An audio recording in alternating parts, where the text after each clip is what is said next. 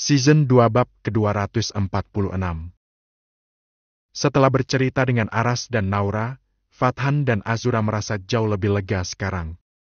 Mereka beruntung karena memiliki orang tua yang selalu berpikiran positif saat menghadapi suatu masalah. Dan hari ini pun mereka bisa kembali kuliah seperti biasa. Yang, mulai hari ini nanti kita pindah ke pesantren ya. Kamu mau kan? Udah 2 hari aku ninggalin Vanos dan Vika. Ucap Fathan saat menunggu dosen datang. Iya sayang, siap.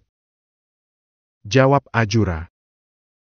Wah, kalian nih bikin diri aja. Panggilannya Yang ya? Hei. Ucap Vania teman Azura yang duduk di sebelah kanan Azura. Makanya nikah muda aja.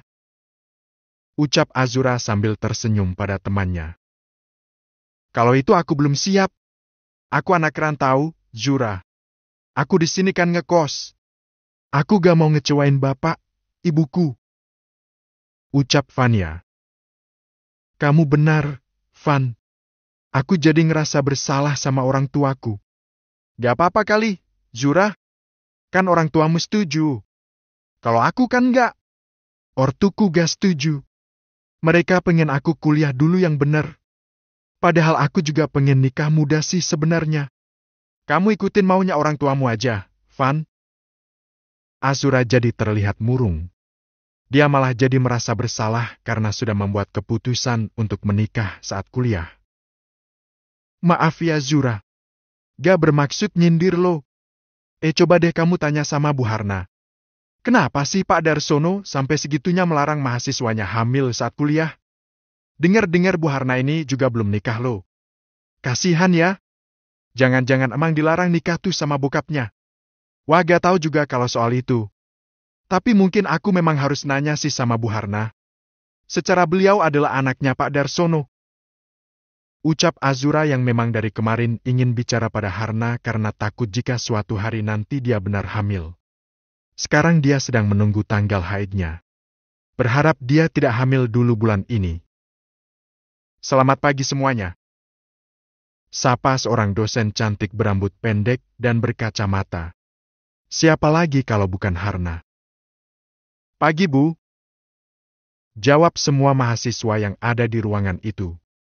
Fathan dan Azura pun mengikuti mata kuliah itu sampai selesai. Harna memang sangat berbeda dengan ayahnya. Harna terlihat lebih ramah dan baik. Bahkan sering mengumbar senyum. Dia cantik dan pintar. Tapi sayang belum menikah sampai sekarang. Itu gosip yang beredar di kalangan mahasiswa. Setelah selesai, Azura buru-buru keluar mengejar Bu Harna.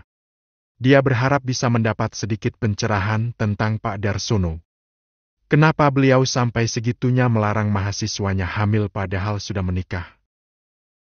Permisi Bu Harna. Maaf saya mengganggu waktu Ibu. Saya ingin bicara pada Ibu. Ucap Azura. Oh Azura, tentu saja boleh. Kebetulan saya gak ada kelas setelah ini. Nanti siang baru ada. Mau ngomong apa? Butuh tempat rahasia kah?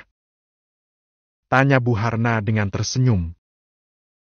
Mungkin kita bisa bicara di gazebo itu, Bu. Maaf ya, Bu, saya jadi mengganggu waktu Ibu. Ucap Azura. Enggak kok.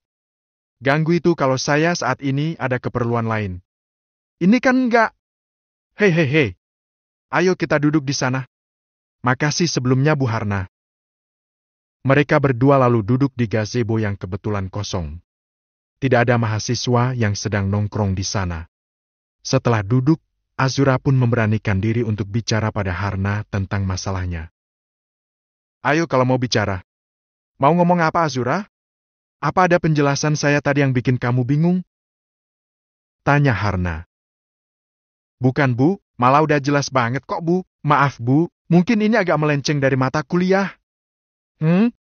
Kira-kira tentang apa ya? Harna tampak berpikir sejenak. Lalu dia tersenyum. Mempersilakan Azura untuk bertanya. Bu, saya mau tanya. Kenapa ya Pak Darsono melarang mahasiswanya hamil saat kuliah? Apa tidak ada toleransi Bu? Oh, tentang itu. Kamu udah nikah? Sudah Bu, beberapa hari yang lalu. Tapi tiba-tiba Pak Darsono bilang kalau saya boleh menikah, tapi tidak boleh hamil dulu. Sekarang saya sedang takut, Bu, karena Pak Darsono bilangnya telat. Ucap Azura dengan memasang raut wajah sendu. Oh gitu rupanya. Hei. Wah saya kalah ya sama kamu. Usia saya udah kepala 3. Tapi saya masih sendiri. Hei. Kata dosen itu tanpa beban. Ya dia terlihat santai saja meski belum menikah di usianya yang sekarang. Maaf ya Bu, saya jadi tidak enak. Maaf bukan bermaksud. Bu Harna lalu menyela. Gak apa-apa, Zura. Santai aja. Hidup itu pilihan bukan? Untuk masalah ini, mungkin saya akan sedikit cerita tentang ayah saya. Menurut saya, ini hanya gertakan saja sih. Ayah saya hanya tidak mau mahasiswanya sampai putus kuliah karena menikah dan hamil. Percaya atau tidak, ini sangat mengganggu. Ayah saya punya pengalaman buruk tentang ini. Ucap Bu Harna sambil mengingat kisah ayahnya. Pengalaman buruk? Ucap Azura. Di otaknya muncul banyak tanda tanya tentang ucapan Harna ini. Iya, ayah saya adalah seorang yatim piatu. Dia punya adik perempuan satu-satunya. Dia sangat sayang pada adiknya. Waktu orang tuanya meninggal, ayah saya SMA dan adiknya masih SD. Kebayangkan ayah saya akhirnya sekolah lalu kerja demi bisa mencukupi kebutuhannya dan adiknya. Kerja banting tulang biar adiknya bisa sekolah sampai kuliah. Kata mama saya yang cerita tentang ini, ayah waktu itu hidupnya susah sekali. Prihatin banget. Pernah dia jadi kuli panggul di pasar demi bisa belikan sepatu adiknya. Ayah memang sesayang itu pada adiknya. Ucap Harna sambil tersenyum. Tapi matanya terlihat berkaca-kaca saat menceritakan hal itu. Masya Allah. Pak Darsono hebat sekali ya, Bu. Banget, Zura. Meski kelihatan jutek kan? Tapi aslinya dia sayang keluarga. Saya lanjutin ya ceritanya. Singkat cerita nih beberapa tahun kemudian, berkat kerja kerasnya, ayah saya berhasil jadi dosen. Waktu itu belum di sini sih. Hidupnya jadi lebih mapan dan bisa menguliahkan adik perempuannya. Dia merasa tinggal selangkah lagi perjuangan dia untuk adik perempuannya. Tapi di tengah jalan, adiknya minta nikah. Karena sudah punya pacar dan takut zina katanya. Ya udah ayah saya menyetujui karena memang sesayang itu dia sama adiknya, Zura. Terus Bu? Azura semakin penasaran tentang cerita Pak Darsono. Beberapa bulan setelah menikah, adik perempuannya ini hamil. Dan kondisinya sangat memprihatinkan. Sulitlah buat fokus sama kuliah lagi. Akhirnya si adik ini cuti kuliah atas persetujuan suaminya dan sama sekali tidak izin sama ayah saya. Kebayangkan betapa kecewanya ayah saya pada si adik ini. Cutinya bukan 1 semester, tapi akhirnya malah keterusan. Dan kuliahnya udah gak dilanjutin sampai sekarang. Kebayangkan betapa kecewanya ayah saya, Zura. Sangat amat kecewa. Gitu ya, Bu? Azura mulai memahami perasaan Pak Darsono. Memang pastilah sangat kecewa. Menikah dan hamil adalah ibadah bukan? Tapi bukan berarti mengabaikan perasaan orang lain.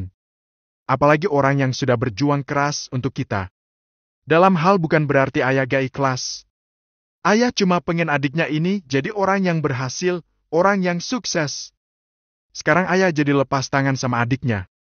Kalau ada apa-apa dia serahin sama suami adiknya. Dia gak mau ikut campur lagi. Kecuali kalau benar-benar dimintai tolong aja. Pasti ayah bantu. Tapi ya itu. Kecewanya masih ada sampai sekarang. Karakter orang itu beda-beda kan Zura.